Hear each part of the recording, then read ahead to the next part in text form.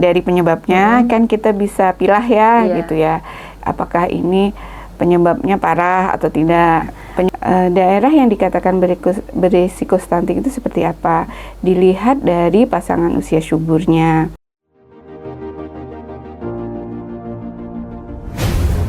Tetap bersama kami, Tubabaku Streaming Radio, The Goodness of Tubabaku.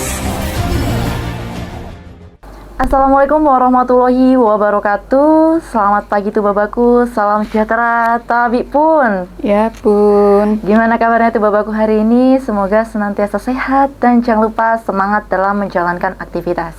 Kembali bersama saya Ananda Erika Putri dalam Dialektika, Dialog Interaktif Tubabaku. Stunting merupakan salah satu penyakit yang masih menjadi fokus utama dalam permasalahan kesehatan yang ada di Indonesia. Penurunan angka stunting ini masih hal yang diharapkan oleh setiap pemerintah, khususnya pemerintah Kabupaten Tulang Bawang Barat. Untuk mengetahui apa saja upaya-upaya yang dilakukan oleh pemerintah hingga saat ini, kita perlu mengulik lebih dalam dengan stakeholder yang berperan dalam mengatasi stunting ini. Dan telah hadir bersama saya, yaitu Sekretaris Dinas Pengendalian Penduduk dan Keluarga Berencana dengan Dr. Wita Hestriani, Magister Kesehatan. Selamat pagi dokter. Selamat pagi Mbak. Gimana dok kabarnya hari ini, sehat? Alhamdulillah. Lebih sehat. baik. Alhamdulillah. Dan tentunya selalu semangat ya dok ya. Ya, insya Allah. Iya, alhamdulillah. Nah satu lagi dok, katanya kunci dari tubuh yang sehat itu bahagia, betul dok? Benar. Iya, berarti kita selalu bahagia ya dok ya. Iya. Karena kalau bahagia itu keluar hormon endorfin. Iya, betul. Itulah yang menyebabkan kita harus dengan hormon endorfin itu kita bisa menjadi sehat gitu. Baik dok, kita langsung saja bahwa dok, kita lihat di Indonesia ini stunting masih menjadi permasalahan dan sampai sekarang juga masih angka penurunannya pun masih menjadi hal yang diharapkan oleh setiap pemerintah, khususnya untuk pemerintah Kabupaten Tulang Bawang Barat. Terlebih lagi Dinas PPKB ini menjadi leading sektor dalam permasalahan stunting dok. Jadi apa sih dok pastinya penyebab utama dari stunting? Baik ya, jadi kita mungkin kalau masalah stuntingnya, artinya apa itu stunting, kawan-kawan sudah pernah mendengar atau sudah tahu gitu. Tapi ada sedikit yang perlu saya sampaikan ya. Jadi itu gagal tumbuh pada seseorang karena kekurangan gizi kronis. Jadi kalau dulu kita mendengar istilah gizi buruk ya, kalau sekarang ini ada gizi buruk dan stunting. Kalau gizi buruk itu pada dia akut atau dalam waktu dekat, tapi kalau kita stunting ini kekurangan energi, protein yang kronis. Ya, jadi penyebab stunting itu ada banyak faktor. Ada faktor interna dan faktor eksterna. Faktor interna itu dari anaknya. Jadi kalau faktor yang dari interna dari anaknya itu kan anak ini dari dalam kandungan. Jadi ya, itu sudah bisa menimbulkan stunting. Jadi pada saat ibu hamil gitu kan, dia kalau dia asupan gizi kurang, maka dia akan bisa menyebabkan stunting. Jadi kekurangan gizinya bisa Fe. Fe itu zat besi ya. Terus kemudian asam folat. Nah, asam folat ini juga akan sangat membantu pertumbuhan anak, juga pertumbuhan otaknya. Tuh. Kemudian setelah itu setelah dia lahir, bayi asupan pada gizinya anak itu sendiri. Kemudian juga pada proses persalinannya ya, misalnya anak dengan lahir dengan jarak yang dekat itu juga bisa mempengaruhi. Ibunya masih terlalu muda, jadi masih adanya usia perkawinan anak, itu juga itu juga mempengaruhi karena sebenarnya alat reproduksinya belum siap. Kemudian ada hipertensi pada kehamilan. Jadi ibu yang hamil dengan hipertensi biasanya mengganggu pertumbuhannya. Biasanya anaknya bayi lahir dengan berat badan yang kurang atau kita sering sebut BBLR. Berat badan bayi lahir kurang dari normal. Nah, ini juga sangat mempengaruhi. Kemudian setelah lahir pengaruh juga ASI eksklusif diberikan selama 6 bulan. Kemudian setelah itu asupan gizi pada saat dia tumbuh kembang juga. Tumbuh kembang anaknya ya Bu? Iya. Iya. Jadi kalau dia kekurangan gizi dia juga bisa menyebabkan stunting. Terus yang pada anaknya ini sendiri infeksi. Nah, terjadi infeksi yang kronis, misalnya diare yang kronis, kemudian penyakit penyerta lain seperti tuberkulosa pada anak. Ini juga akan mempengaruhi pertumbuhan pada anak. Selanjutnya kalau yang faktor eksternalnya ya itu lingkungan. Nah, misalnya sanitasi, terus kemudian jamban, sarana air bersih, itu juga mempengaruhi terjadinya stunting. Mengapa? Karena itu juga ketika sarana air bersihnya tidak baik, maka misalnya banyak kuman, maka tadi salah satunya menyebabkan infeksi yaitu diare kronis. Misalnya itu kan apa yang kita makan tidak bisa diserap untuk pertumbuhan. Nah, seperti itulah kira-kira ya. Iya dok, tadi kan dokter sudah menjelaskan bahwa banyaknya penyebab dari stunting itu sendiri baik internal ataupun eksternal. Yeah. Saya ingin tahu nih dok, untuk daerah kabupaten khususnya untuk Kabupaten Tulang Bawang Barat ini yang paling mendominasi penyebabnya terjadinya stunting itu apa dok? Baik ya, kalau di Tulang Bawang Barat kita masih banyak itu terjadi infeksi yang berulang pada bayi. Jadi terus kemudian juga sarana air bersih dan sanitasi di sekitarnya. Jadi nanti kita perlu banyak bekerja sama dengan lintas sektor ini untuk mengatasinya. Karena apa? Karena kan kalau sanitasi air bersih itu sangat berpengaruh nih, bekerja sama dengan PUPR gitu, bekerja sama dengan TIUH juga, bagaimana kita bergotong royong untuk mengatasinya bersama-sama untuk penurunan angka stunting ya dok ya. Iya. Nah, cara mendeteksi anak itu terkena stunting itu seperti apa sih dok? Nah, jadi kalau kita berbicara masalah deteksi itu udah bahasa apa ya, medis ya, maksudnya dia sudah ada standarnya. Nah, pertama mungkin kita bisa melakukan screening ya. Kalau screening itu sepintas gitu ya. Bagaimana kita melihat sepintas anak ini terkena stunting? Dilihat saja gitu ya. Pertama ketika dia bermain.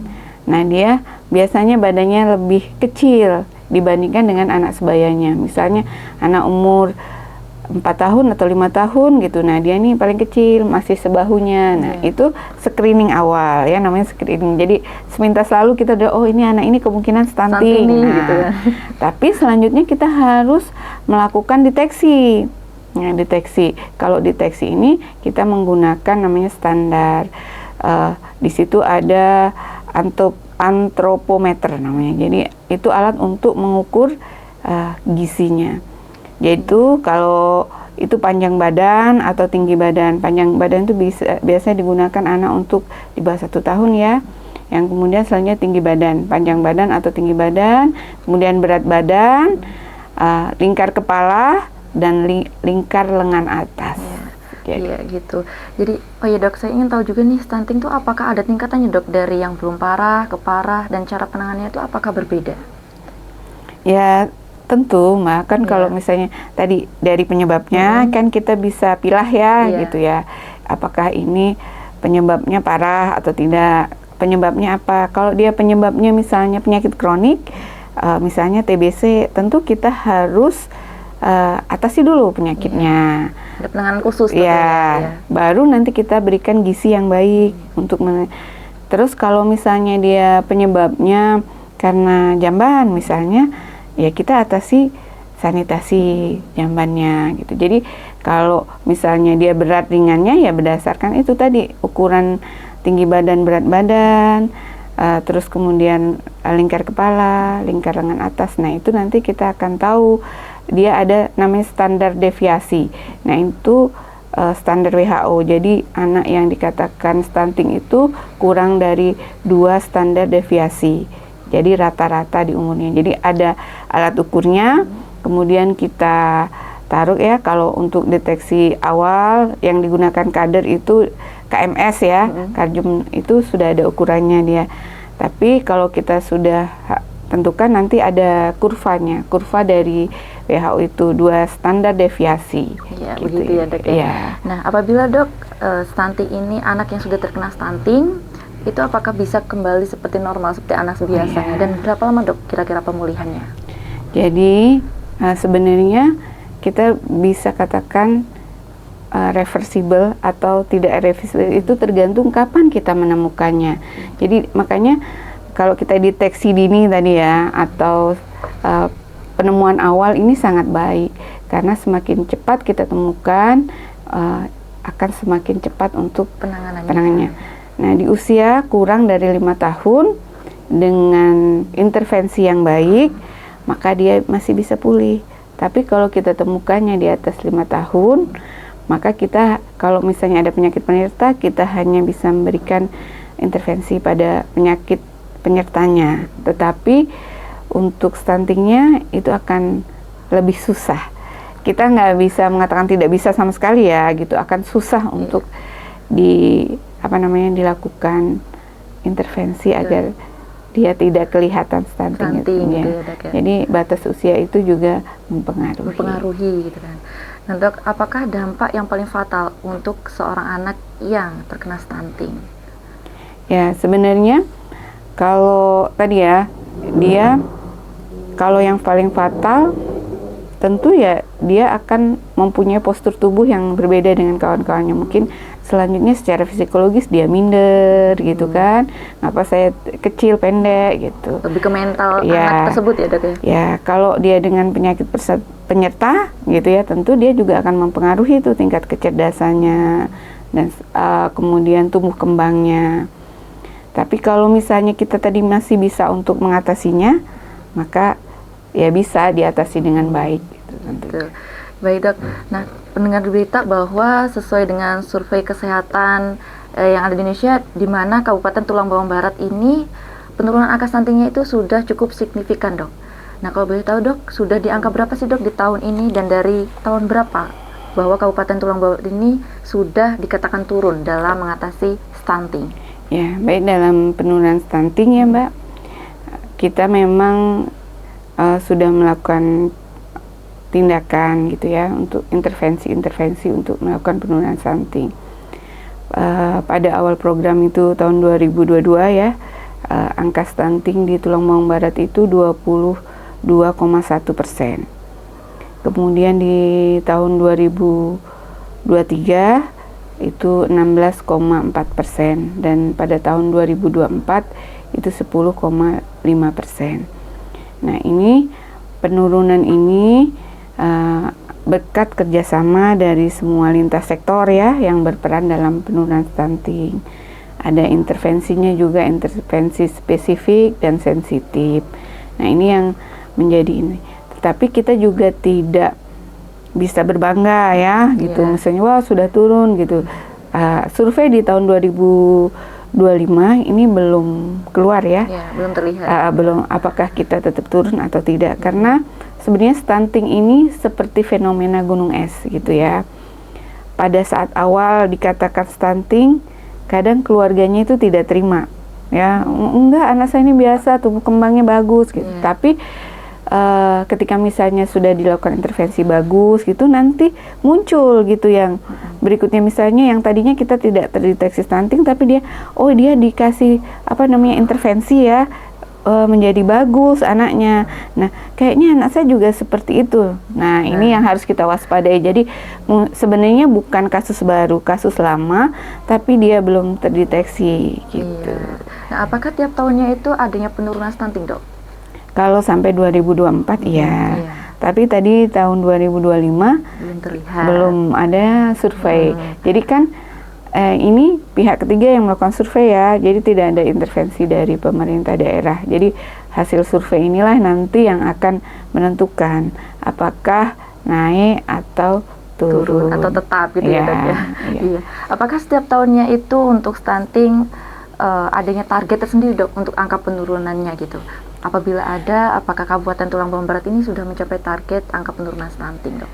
Ya, sebenarnya kalau tiap tahunnya kita lihat presentasinya menurun ya. Tadi dari 2022 ke 2023 itu 4,71%. Kemudian dari tahun 2020 ke 2023 juga menurun ya, 5,7%. Tapi sebenarnya data ini belum masuk ke dalam capaian target kita. Itu jadi kita belum sampai ke targetnya. Iya. Nah, masih semangat Bu? Insya Allah. Insya Allah. Kurang ya semangatnya. Insya Allah. biar kelihatan semangatnya ya. Bu, boleh diminum dulu Bu tehnya biar sudah, nambah seger. Mbak. Oh gitu ya. Iya, biar nambah semangat untuk melanjutkan obrolan tentang stunting gitu kan. Boleh Bu, silahkan. Nanti diminum lagi. Oh iya. Baik Bu, bahwa upaya-upaya yang dilakukan oleh pemerintah hingga saat ini, kalau boleh tahu apa saja Bu, dan bantuan apa saja yang tersalurkan untuk permasalahan stunting? Jadi kalau kita stunting itu dia ada namanya intervensi ya Mbak. Iya. Intervensi spesifik dan sensitif.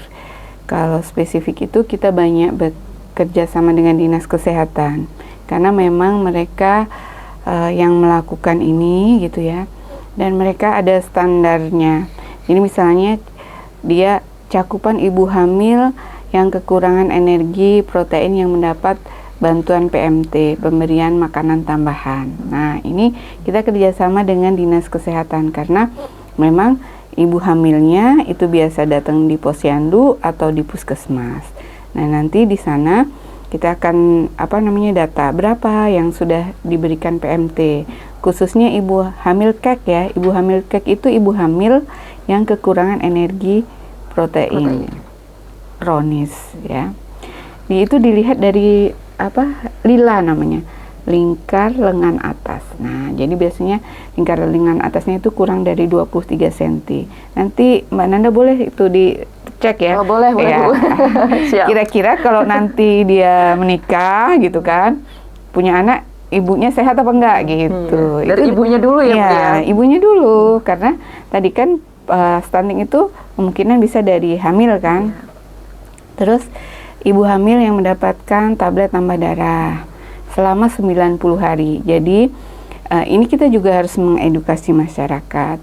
Ketika dia hamil dikasih tablet tambah darah ya, itu harus diminum. Saya pernah ya, Bu, kontrol rajin gitu. Tapi pada saat mau melahirkan dia anemi, Mbak. Pernah dengar kan anemi ya? Kekurangan hemoglobin. Ternyata, Bu, kalau dikasih obat yang untuk malam gitu, yang merah-merah itu diminum nggak? Enggak, Bu, soalnya kalau minum obat itu jadi mual misalnya. Nah, itu harus ada kita ketika dia datang itu diberikan edukasi oleh kader, kemudian juga diberikan selain kader, Bu Bidan. Nah, kalau bisa didampingi suami. Nah, itu suaminya yang mengingatkan sudah belum gitu, karena bukan hanya untuk ibunya, tapi juga untuk anaknya. Terus kemudian kunjungan selama kehamilan. Nah, itu tadi juga dalam rangka memenuhi kebutuhan tablet tambah darah itu. Jadi minimal 4 kali selama kehamilan. Nah, ini harus diingatkan juga, makanya ketika tahu hamil, ini suaminya kalau bisa mengantar, tanda cintanya sama istri ya, gitu. Betul. Nah, dan diingatkan bahwa minimal 4 kali kunjungan. Dalam 1 bulan, Bu? Dalam 1 tahun. Dalam 1 tahun kehamilan, maksudnya 9 bulan ya. Jadi 3 bulan pertama itu 1 kali, 3 bulan kedua itu 1 kali, dan pada 3 bulan ketiga, kan 9 bulan ya, itu minimal 2 kali. Itu untuk mengetahui tadi berat badan bayinya anak cukup tidak, kekurangan darah atau tidak gitu ya. Itu jadi minimal 4 kali. Kemudian dia sudah melahirkan, bagaimana dia kunjungan setelah melahirkan. Dia harus membawa anaknya imunisasi, menyusuinya selama 6 bulan, namanya ASI eksklusif. Diberikan ASI eksklusif selama 6 bulan. Kemudian kalau misalnya anaknya diare, diberikan namanya zinc ya. Nah, itu juga untuk mencegah terjadinya kerusakan pada ususnya, sehingga kalau kita terjadi kerusakan pada usus, kita makan kan terbuang ya. Nah, ini untuk mengembalikan serapan makanan di usus gitu.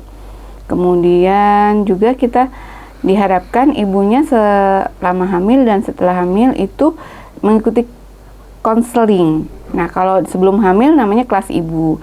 Nah, kalau sudah hamil itu ada namanya BKB, Bina Keluarga Balita. Nah, itu yang dilaksanakan oleh Dinas PPKB. Nah, ini ada bagaimana konseling kepada ibunya. Oh, anak pertumbuhan misalnya 1 tahun, 0 sampai 6 bulan, apa yang bisa diberikan kepada anaknya, bagaimana tumbuh kembangnya. Kemudian 6 sampai 1 tahun nanti apa lagi, 1 sampai 2 tahun berbeda apa tumbuh kembangnya. Ini kalau ibu-ibu ya sebenarnya, atau calon ibu muda ini harus belajar karena mendidik itu tidak bisa berulang. Berproses ya, dan tidak ada sekolah jadi ibu. Kalau sekolah jadi sarjana banyak ya. Nah, kadang sebagai seorang dokter aja ketika kita jadi ibu itu belajar, dan kita baru bisa menyesuaikan, beradaptasi itu setelah anak kedua, bahkan kadang anak ketiga. Nah, kalau dengan program KB nggak cocok ini kan, karena anak 2 aja. Jadi belajarnya itu harus tadi pada saat hamil itu bagaimana tumbuh kembang anaknya. Bertahap sehingga nanti dia cukup untuk pengetahuan ketika dia punya anak. Stunting ini bukan hanya tadi ya pada orang-orang ekonomi menengah ke bawah karena kurangan asupan energi protein. Tapi sekarang ya kan menengah ke atas pun bisa terjadi. Mengapa? Karena dia tidak mengasuhnya sendiri. Benar nggak? Benar. Ibunya sibuk, ayahnya sibuk. Nah, siapa yang mengasuhnya?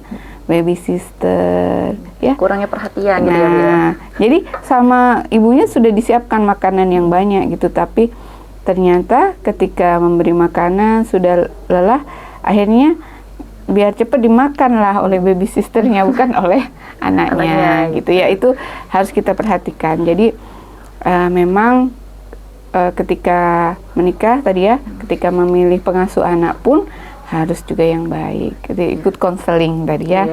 Karena kalau tidak kita sudah menyiapkan gizi yang banyak ternyata tidak sampai kepada anaknya. Gitu. Ya, gitu. Itulah yang namanya konseling ya. Jadi kadang kita ngobrol-ngobrol seperti ini tapi itu memberikan masukan yang baik buat orang tuanya. Tinggal nanti tindakannya seperti apa gitu ya. Itu kemudian dari lintas sektor tadi kan itu banyak. Jadi misalnya tadi kalau tadi spesifik ini sensitif, misalnya tadi penyebabnya kan tadi kalau itu pada bayi dan ibunya ya yang ditangani oleh dinas kesehatan. Tapi bisa juga dinas yang lain tadi ya, PUPR, terus kemudian dinas sosial. Kalau PUPR itu diantaranya dia memberikan sanitasi pada masyarakat. Juga dinas PMT, di situ ada dana anggaran TIUH yang bisa diberikan, gitu ya. Iya. Dan dari upaya-upaya pemerintah ini, Bu, pasti adanya kendala ataupun tantangan tersendiri, Bu. Boleh diceritakan, Bu, apa saja kendala ataupun tantangan untuk penurunan angka stunting? Nah, sebenarnya kalau yang kerjasama kita itu sudah baik ya, gitu ya. Maksudnya kerjasama lintas sektor kita dalam penurunan stunting itu sudah lumayan baik gitu. Tapi tetap saja gitu ya, tentu ada celah-celah gitu ya ketika berbagi tugas itu. Ini tugas kamu, ini tugas kamu. Nah, sebenarnya kita menyadarinya itu kalau kita sama-sama bahwa ini tugas bersama, mana yang bisa dikerjakan itu kita kerjakan. Nah, jadi butuh dari hatilah kita menangani stunting ini. Karena kalau hanya kita mengatakan bahwa itu tugas dinas PPKB ya, tentu itu akan menjadi beban ya, gitu, bahwa nanti kalau nggak berhasil itu dinas itu saja, sedangkan kita semua butuh kerjasama yang baik, ikut berperan ya. Jadi sama-sama menyadari perannya dalam penurunan stunting itu gitu ya. Baik, Ibu. Nah, untuk saya ingin tahu juga nih, Bu, untuk di daerah Tubaba khususnya nih kan. Nah, apakah ada masih daerah yang masih menjadi prioritas dalam penurunan angka stunting? Apabila masih ada, kenapa daerah tersebut masih banyak adanya stunting? Dan apakah kendalanya dari pemerintah ataupun dari masyarakat itu sendiri? Ya, baik. Jadi dalam stunting ini ada yang dikatakan angka stunting. Terus ada yang dikatakan beresiko stunting. Nah, kalau yang angka stunting itu atau daerah yang kita tetapkan misalnya angka stuntingnya itu tadi jelas ya Mbak, berukuran dengan tinggi badan, berat badan, lingkar kepala, lingkar lengan atas. Nah, kemudian ada yang dikatakan daerah berisiko stunting. Nah, daerah yang dikatakan berisiko stunting itu seperti apa? Dilihat dari pasangan usia suburnya. Yang pertama, tadi ya dia mempunyai balita, jarak antara kelahirannya kurang dari 2 tahun. Kemudian sarana sanitasi air bersihnya tadi, misalnya dia punya anak bayi tapi sarana sanitasi air bersihnya tidak memadai. Nah itu kita dinas PPKB itu punya namanya PKB di tingkat kecamatan dan desa. Nah mereka inilah yang pada awal tahun ini melakukan survei. Nah survei ini nanti akan menentukan mana sasarannya tadi yang ibu hamil, terus kemudian siapa yang punya balita, terus kemudian bagaimana lingkungan sekitarnya. Nah, kalau sudah mereka tahu itu semua gitu ya, nanti mereka petakan. Ini daerah-daerah yang berisiko stunting. Tapi belum tentu stunting. Beresiko. Ya? Nah, jadi itu yang menjadi catatan. Mungkin anaknya tidak saat ini tidak stunting, tapi ketika itu berlangsung terus-menerus dia nantinya ditakutkan menjadi stunting. Nah, makanya dikatakan beresiko. Nah, untuk tahun 2024 kita punya lokus gitu memang. Jadi lokusnya ada 14 TIUH ya. Yaitu ada di TBU itu Karta, terus kemudian ada di Gunung Terang ya. Kibang Jekti Jaya, Kibang Budi Jaya, Marga Kencana, Marga Dadi, ini Tumi Jajar ya, Margo Dadi, Daya Asri, Gunung Menanti, Margo Mulyo, Sumberjo ya. Nah ini daerah sini. Terus kemudian itu Mekar Sarijaya, Bangun Jaya, dan Terang Bumi Agung. Nah ini tadi ketika kita sampai di sana mungkin tadi belum tentu ada bayi yang stunting, tapi itu namanya daerah yang beresiko stunting. Iya betul. Tadi kan Ibu sudah menjelaskan bahwa banyaknya program-program dari Dinas PPKB ini untuk memaksimalkan penurunan angka stunting. Nah, dari banyaknya program tersebut yang paling berdampak yang mana sih Dok untuk penurunan angka stunting? Nah, jadi tadi ya kalau misalnya dana yang di PPKB itu adalah dana untuk pemantauan dan penjangkauan stunting. Jadi di dalam dana BOKB itu ada tadi diantaranya kita mempunyai kader. Nah kader itulah yang mendampingi. Nah kemudian juga memang ada juga namanya dapur dahsyat. Nah kita juga memberikan PMT atau bantuan kepada bayi yang berisiko stunting. Nah tadi jadi pada lokus-lokus desa itu kita adakan kegiatan berupa dapur dahsyat. Kita juga bekerja sama dengan lintas sektor, dengan PKK dan Mawanita dalam dapur dahsyat itu. Kalau PKK itu mereka punya namanya dapur Nenemo untuk Tubaba. Dan itu juga selaras dengan kegiatan yaitu Siger di TPPKK Provinsi. Jadi kita memang diharapkan kerjasama itu. Jadi kalau itu kan hanya satu kali misalnya kita kasih. Nah PKK ini juga akan memberikan bantuan. Karena kan memang ini hanya stimulan ya. Oh seperti ini memberikan contoh dan tidak bisa tiap hari. Gitu. Iya. Nah dari program-program tersebut apakah tiap bulan atau ada bulan-bulan tertentu Dok untuk penyaluran bantuan pemerintah tersebut? Jadi kita biasanya buat jadwal ya, buat jadwal untuk turunnya. Nah turunnya berapa kali itu ditentukan. Saya kalau bulannya saya tidak hafal ya gitu, tapi dia buat jadwal memang ada untuk yang daerah-daerah lokus stunting. Dibuat jadwal untuk pelaksanaannya. Kemudian di sini juga ada yang kita kerjasama dengan lembaga ya, misalnya dengan Basnas. Nah, Basnas juga dalam penurunan stunting ini sangat bekerja sama ya, memberikan bantuan kepada tadi ibu hamil yang beresiko, kemudian keluarga yang mempunyai anak yang stunting. Terus kegiatan dengan Forkopimda ini dengan kejaksaan gitu ya, kita ada gerakan bersama. Mungkin pernah dengar belum? Pernah. Oh ya. Nah, itu selaras dengan kegiatan ini merupakan kegiatan unggulan kita gitu ya, kegiatan inovasi kita. Nah, ini selaras dengan kegiatan dari pusat yang namanya Genting yang baru di launching gitu ya. Kalau itu Genting itu gerakan orang tua asuh untuk atasi stunting. Nah, nanti mungkin kapan-kapan kita akan bicara ya tentang Genting ini, karena saya pengen sosialisasikan gitu juga bagaimana mengajak semua orang untuk berpartisipasi dalam Genting. Karena bahasanya udah genting ya, Pak. Kalau udah dibilang genting tuh kayaknya, waduh, ini sesuatu yang gawat. Tapi pada dasarnya itu adalah mengajak semua. Jadi boleh badan usaha, boleh LSM, bahkan boleh perorangan juga untuk mengikuti gerakan genting ini. Jadi semua peran orang itu diajak ya, Bu. Tidak hanya stakeholder, tapi masyarakat pun ikut diajak gitu ya. Iya. Nah, dari Dinas PPKB itu sendiri, Bu, dalam memonitoring ataupun mengevaluasi adanya program-program yang sedang berjalan itu bagaimana, Bu?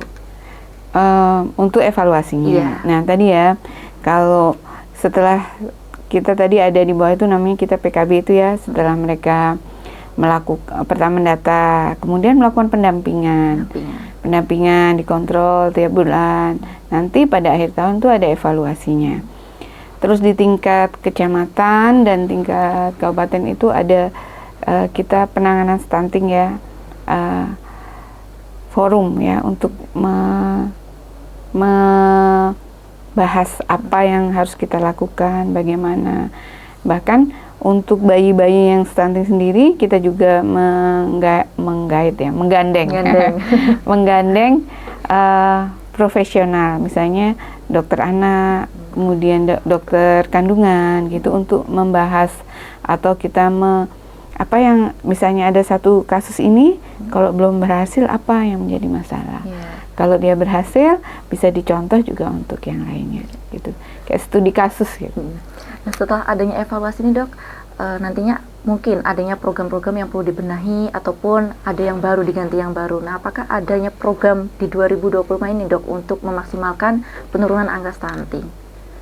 Tadi kalau kita masih pada tahun ini ya, kita masih meneruskan gerakan yang kita tadi inovasi kita, kemudian kita juga masih melakukan dapur Nenemo itu, kemudian dapur dahsyat gitu. Karena itu dinilai cukup efektif untuk penurunan stunting gitu. Kalau misalnya nanti kita sosialisasi terus ada masukan dari masyarakat, akan kita terima dengan terbuka ya, dengan untuk senang hati ya gitu. Untuk menyempurnakan kegiatan-kegiatan kita ke depan. Iya. Nah, dari peran pemerintah ini sendiri kan sudah mengupayakan yang terbaik ya, Dok, untuk penurunan angka stunting. Nah, apakah dibutuhkan juga dari peran masyarakat untuk penurunan angka stunting, Dok? Ya, jadi kita lihat bahwa ada satu hal yang mendasar bahwa sebesar apapun peran pemerintah gitu, tetapi kalau tidak dibantu dengan kesadaran masyarakat, itu tidak akan berhasil. Jadi kita yang harus kita kembangkan ini adalah meningkatkan peran serta masyarakat dalam pengatasan stunting ini. Bagaimana caranya ya? Sosialisasi. Tadi termasuk kalau ibu hamil konseling, ajak suaminya gitu. Bagaimana anaknya biar tidak stunting kan? Kadang-kadang ayah ini bilang bahwa mendidik anak ini urusan ibu gitu kan. Kalau anaknya sakit, ibu yang dimarahin gitu kan. Kalau misalnya ketahuan anaknya stunting, ibunya juga yang dimarahin, tidak gitu. Jadi tugas ayah adalah mengingatkan. Saling bekerja sama gitu ya untuk anaknya yang terbaik gitu kan. Iya. Baik, Dokter, tidak terasa kita sudah di penghujung acara. Mungkin dari Dokter Wita ada saran atau pesan untuk masyarakat, khususnya untuk masyarakat Tubaba. mengenai Baik. stunting. Ya, jadi baik, untuk mengakhiri bincang-bincang kita hari ini ya Mbak, bahwa stunting di Tubaba ini sudah kita lakukan penanganannya secara kerjasama. Nah, untuk ke depan kita berharap kerjasama dengan lintas sektor, stakeholder yang terkait itu agar lebih terjalin. Dan kepada masyarakat kami berharap bahwa peran sertanya dalam mengatasi stunting, baik secara spesifik maupun sensitif. Maksudnya dalam pemberian makanan tambahan, kemudian tadi ya mengingatkan ibu hamil, para kader juga mengajak ibu hamil untuk periksa, yang punya anak balita datang ke posyandu untuk memeriksakannya. Kemudian ketika ada kasus stunting juga kita tangani bersama-sama. Ya. Keduanya untuk sensitif juga seperti itu. Jadi kita juga butuh kerjasama dengan TIUH gitu ya, dengan Dinas PUPR, dengan Basnas tadi, dengan Forkopimda. Tentunya kita bisa mengatasi stunting ini bersama-sama. Terima kasih. Terima kasih juga Ibu sudah berkenan hadir meluangkan waktunya di radio streaming Tubabaku, dan semoga ilmu-ilmu yang Ibu bagikan tadi bermanfaat bagi semua orang. Amin. Dan semoga kita dapat kembali berkolaborasi ya Bu di waktu yang berbeda dengan topik yang lebih menarik tentunya. Iya Ibu. Baik Tubabaku, sampai di sini dulu. Terima kasih juga Tubabaku sudah menyaksikan konten-konten Tubabaku hingga hari ini. Saya Ananda Erika Putri dengan tim yang bertugas dengan pamit undur diri. The Goodness of Tubaba. Wassalamualaikum warahmatullahi wabarakatuh. Waalaikumsalam warahmatullahi wabarakatuh.